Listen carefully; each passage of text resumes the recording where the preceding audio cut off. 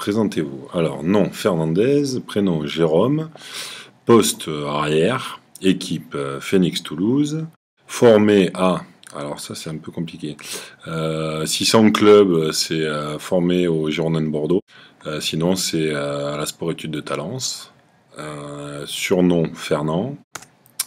Racontez-nous vos tout premiers pas dans le hand, de l'enfance au passage pro. Waouh, ça va être long. Euh, En fait, mon père et ma mère jouaient tous les deux au handball à des niveaux respectables, mais pas en tant que professionnels. Et donc, étant l'aîné de la famille, dès, euh, dès la naissance, j'étais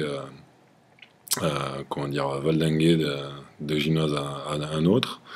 Et donc, voilà, j'ai goûté au handball très très tôt. J'ai pris ma première licence au plus jeune âge, c'est-à-dire à 5 ans et demi. Et puis, je me suis jamais arrêté en fait. J'ai continué à grandir, à progresser. J'ai eu la chance de rentrer en sport-études à Talence à l'âge de 15 ans.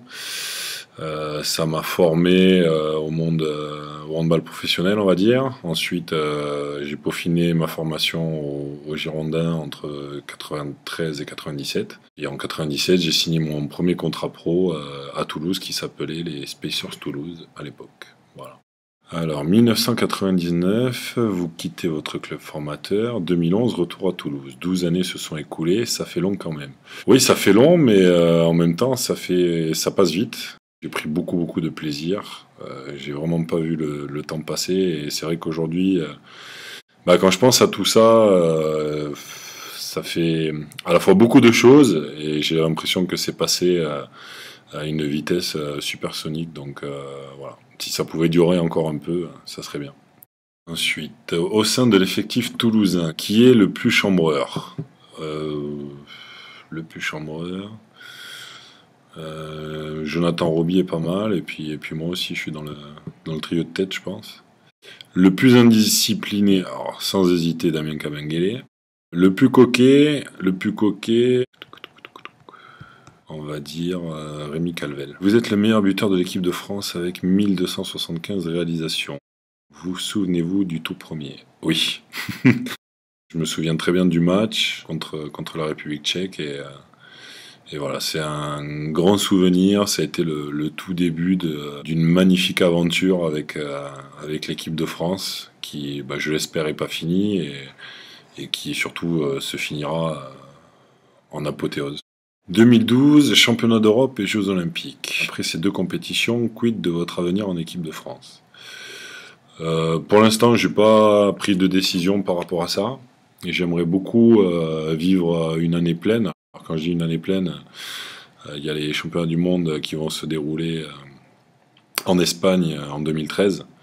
Et donc, entre le championnat d'Europe en Serbie, les Jeux à Londres et le championnat du monde en Espagne, il y aura juste un an. Et j'aimerais beaucoup participer aux trois.